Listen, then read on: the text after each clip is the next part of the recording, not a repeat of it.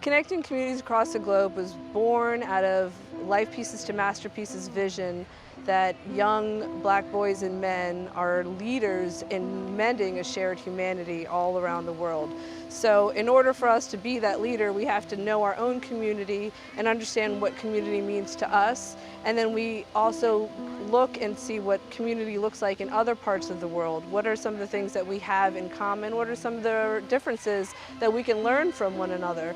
It's our way of giving the exposure and the experiences to our young men to learn more about other communities, the strengths and the resilience that they have there, and look at our own community and look at our own strengths and resilience. It was born out of this desire to understand shared humanity more deeply. Since 1996, the overarching goal of Life Pieces has been to help to foster the creative, the academic, the social emotional, the physical, and the citizenship development of our boys and young men so that they can positively impact their own lives, so that they can positively impact their communities, and they can positively impact the world.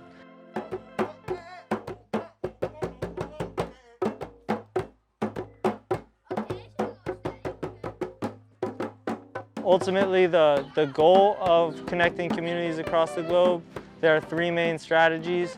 The first one is academic focus, trying to keep practicing our reading, keep practicing our math, making sure we don't have summer learning loss, making sure we're fully prepared for our next school year, which is especially important this year during COVID-19.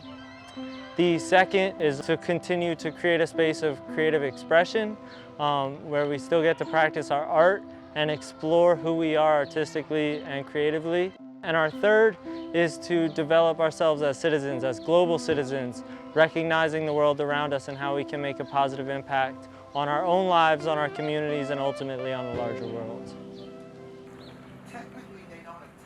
It's important that a community like Ward 7 and Ward 8 of Washington, D.C. has a safe haven for boys, and it's all based on our premise of love, security, and expression. And it allows these boys to feel safe and comfortable and really branch into who they really want to be.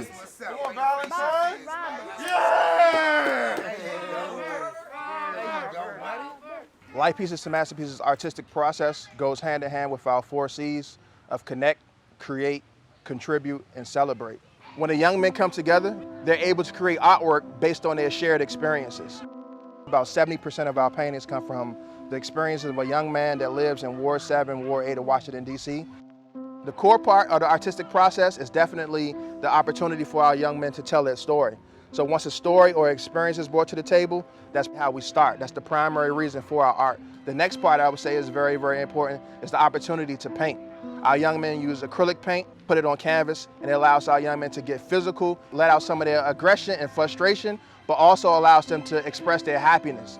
As young men, especially of African American descent, these young men don't really get an opportunity or an avenue to express themselves. But Larry really pushed the envelope in letting people know that men have emotions and men have stories, and it's important for those emotions and those stories to come forward because they become teachers for yourself, but then they also will allow you to teach other people. You take the pieces of your life and you sew them together to make a masterpiece, and that's how we get our paintings and that's how we get our name.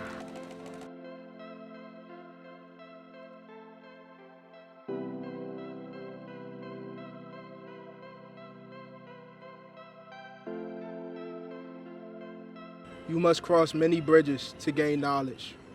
And with my knowledge, I became a bridge between 2 worlds, the Lackey Bridge.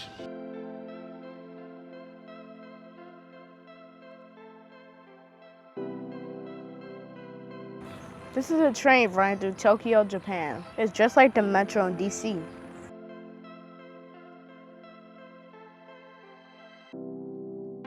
This painting shows the resilience of Native people and their ongoing battle for freedom. We celebrate their lives and stories and lift their voices. We see you.